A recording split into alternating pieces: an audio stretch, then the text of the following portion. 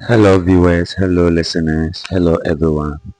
It's that time again where we have to meet in our class to discuss the development of literature in England or among the English. It is in episodes. In the previous episode, we ended the journey on the medieval period, which seems to set the pace for whatever literature is today among the English. And the last lesson was on one of the tales told by the Manciple. I did promise in that lesson or within that class that in the near future when there's time I'll be telling you other tales. I'll be discussing other tales with you. Hop onto the internet, get some tales, read them. If you don't understand, leave your comments and I'll help you understand them. Today we are progressing to the next stage, which also contributed significantly to what English literature is today. And this stage is the Renaissance period. So what we are going to do today is I'm going to take you through the journey of what the Renaissance period is, some of the factors that led to its development, some major writers, and then wait for your comments or your views. There are a lot of things to say about the medieval period. Probably I'll just try to summarize them for the sake of this class so that it will not be too lengthy and too boring. But any comment that you leave will prompt me to come back and clarify those areas or that area. Now, Renaissance. So if you look on the screen now, is the Renaissance period, a comprehensive overview for literature majors studying the cultural rebirth from the 14th to 17th century. So that key word in the introduction, the rebirth, is automatically what defines Renaissance. Renaissance means a rebirth. That is, it can mean a lot of things, but basically it means redevelopment of interest in something, bringing something that is dead and gone back to life. And this is what Renaissance means among the English. Now, when we talk about Renaissance among the European countries, we actually mean to refer to rebirth of interest in and knowledge of some of the ideas and discursive forms of classical antiquity. So when we say rebirth, we are looking at the style of writing, we are looking at the content of writing, we are looking at something that antiquity, classical antiquity, were the literature written by people before this period, the Renaissance period, that had been forgotten, that members of this period decided to revisit, go back for it, take inspirations from them, take ideas from them, and write. Now, the introduction. This presentation explores the Renaissance period, focusing on its definition, the key factors that fostered its development, and its profound impact on literature through major writers and their influential works. Today's class aims to provide a thorough understanding of students of literature. So basically, the lesson today is directed at those who are majoring in literature, who wants to know more about this Renaissance period. So this is an overview on the screen. And let's move straight to our first part, that's the meaning and the definition of Renaissance period. Renaissance meaning rebirth. So basically, like I said, means rebirth was a cultural movement. So it was a whole movement that revived classical learning, art, and philosophy. It marked the transition from the medieval to the modern world, emphasizing humanism and innovation in various fields, including literature. So there are some key terms there that I'll be explaining as we go on. But one thing I want you to note here is that it actually served as the bridge between the medieval period that we just discussed and the modern period that we'll be talking about later. Now, it was first used in relation to architecture, then literature. By you cannot discuss the the Renaissance period without talking about Giorgio Vasari, because that Italian painter and architect was the first person to use Renaissance to mean rebirth, and he was an expert in architecture and in literature. So there are other key characters that we'll be looking at within this period. Now let's look at its historical context. It originated in the 14th century in Italy, and there is a whole story around how it developed in Italy, how it promoted trade in Florence and others. So, and spanned until the 17th century. So from Italy, it spanned to other European countries where our concentration for this episodes or this series is England. It got there as well. It coincided with social, political, economic changes that created an environment conducive to intellectual and artistic flourishing across Europe. So like I mentioned, how it impacted trade in Florence or Italy. Like I also mentioned earlier, how Giorgio Vasari used it to relate to architecture and literature and art later. So realize that it's expanded and covered a lot of areas or a lot of topics. Sorry. Now, geographical spread. So it started in Italy, it spread to other European countries, including France, including England, Spain, the German states, and the rest. So this is how, like some of the areas that the Renaissance period actually influenced or spanned to or spread to. So that should give you the idea why I stated earlier that it was a whole movement. Now, let's look at factors that promoted the Renaissance period. This is a very key thing that anyone who wants to understand the Renaissance period has to actually look at. So we have economic growth and trade. So the Renaissance period contributed significantly to growth in trade routes and increased wealth in European cities, which fueled economic growth during the Renaissance. This prosperity funded artistic and intellectual activities. So like people had one peace of mind to work, to engage in trade, to write, to engage in painting. Some of the greatest painters that you can ever think of actually lived during this time. So that is what you should know about its contribution towards growth and trade. Then rediscoveries of classical knowledge. So people of or members of this Renaissance period actually saw themselves as neoclassical writers. So neoclassical means new classical writers. The classical writers were there, they stayed, but the new ones are or were these people. So this is another name that was used to describe the Renaissance period. Now I'm trying to look at how they rediscovered knowledge. So writings that were done during before the Renaissance period were abandoned. That's classical writers were abandoned. So one thing about this period is that every period seems to have major writers, and these writers have their writing styles. They have their inspirations. But these members of the Renaissance period decided to go for inspiration from classical knowledge. So that is the rediscovery of the classical knowledge.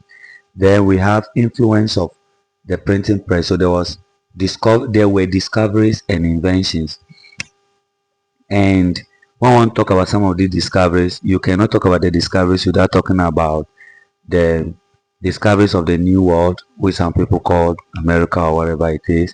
Then we have the polemic cosmology, where they discovered a lot of things that could be used to view space and other things. Then there were the emergence of a printing press. A lot of these inventions were done as well. So there was the invention of the immovable there was the invention of the movable block printing, what we call photocopiers and the computers today, which allowed writings to be reproduced and a lot of people got access to it. Unlike the previous era where there was no means to quickly spread what you've written. Like today in our world, if you write something today, you need to just post it on the internet and millions of people can view it or billions of people can view it. It was the beginning of this invention started in the Renaissance period. Then, like I said, discovery of America, the New World was also done. So there were a lot of discoveries during this period. Now, one other factor that promoted it that I mentioned in the introduction that didn't appear here that I want to explain is humanism.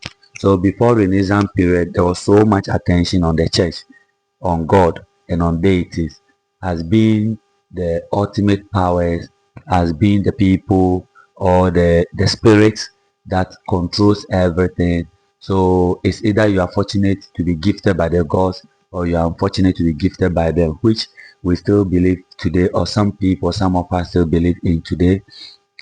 But during this time, it's actually the attention on God made Rome popular. If you read about Christianity and the Catholic Church and its origin, you know that Rome played a significant role. But during the Renaissance period, these writers or the leaders of this movement decided to shift attention from the church and place it on man, the potentials of man and what man can do. They believe that gifts are not necessarily given by God, but man has the power to reason and do what he or she wants to do. In Italy, Petrarch, Petrarch actually played a significant role in this movement or in this humanism idea or in this humanistic idea. And if you don't know about Petrarch, I did mention how he promoted the development of the sonnet in one of our lessons. So you can go back and look for it and listen to it. It will help you. So Petrarch played a key role in this in Italy, but it spread to other parts, it spread to England, our focus.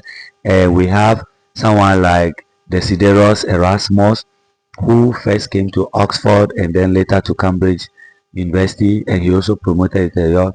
Then we started the promotion of different styles of writing, the Cicero's Latin writing that became it used a lot of complex ways of writing that became very popular. So humanism basically means shift attention from the church and place it on the man. Don't go to God to play for gifts. The man already has a gift. So give man what he or she wants or allow man to think and do his things. Don't think God will solve all your problems. Think, reason, and solve your problems. That's basically what humanism was all about. Now, let's look at some major writers during the Renaissance period. Like I said, it's a very elaborated topic. I'll just try to make it a bit simpler for you. So we have key literary figures. You can never mention this period we're talking about William Shakespeare, even though he was not the main writer. When I say not the main writer, Shakespeare became very known during the 18th century, which we'll be talking about in our next episode. But like I said in the beginning again, one of our lessons, this how you delineate this period. There's no straitjacket formula, and if you remember, I mentioned it spanned into the 17th century. So that means that Shakespeare was living during this time. You can also talk about Miguel de Cervantes. Miguel de Cervantes also played a very important role during this time, and there are a host of other writers that you can talk about, other prosaic writers, other uh, uh, poetic writers, other novelists that you can talk about. You can talk about Milton, Paradise Lost, which was a very popular writing. You can talk about Sir Philip Sidney, who also wrote the Arcadia, who was also popular. You can talk about John Donne. There are a lot of writers that you can mention during this time. Then some of the things, the works that they did, I mentioned John Milton's Paradise Lost. I mentioned Sir Philip Sidney's Arcadia, which were all very popular writings. You can talk about Thomas Norton and Thomas Sackville, who wrote the Blank Verse, Gobodak. So there are a lot, and we have some on the screen here. You have the Divine Comedy by then Shakespeare's plays. You can talk about poems that became significant, drama and prose. These are basically the three genres of literature. Some were more popular than some during this time, but they all started developing after these people took inspiration from the classical writers. So if you look at drama, for example, you can talk about the Inns of Court, which were like theaters today, where they were traveling actors who go to places, stage plays, and we have about 5 or 7 different Inns of Court. If I can still remember, then we have the Middle Temple, the Inner Temple, Grace Inn, and Lincoln's Inn. They were all like law schools that concentrated on art and plays and the rest. The impact on literature in subsequent period. So the Renaissance period laid the foundation for modern Western literature. It influenced artistic expressions and critical thinking. So because of the humanistic movement, people were able to think critically, no more waiting on God, waiting on the deities, waiting on whatever they believe and worship to do things for them, but they believe they could do it themselves, and it actually helped.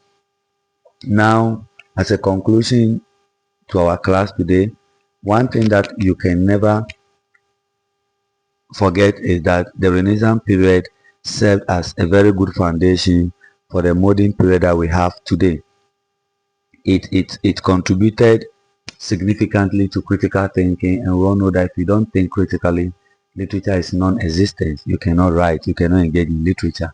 Then it also tried to bring back what was done in the classical era, learn from them, copy their style a bit, and then try to modernize it or make it their own. So we have a lot of factors that promoted it that I mentioned: the inventions, the discoveries, the rediscovery of classical knowledge and all that. Now what I'm going to do in our next class, still on the Renaissance period, is I am going to concentrate on how the three genres of literature or the three genres of literature developed: prose, poetry and drama, and people or writers or poets that promoted it, that led to its development and popularity. Alright, so that brings us to the end of today's lesson. I wish you all the best. Any question you have, leave it in the comment section. Bye bye.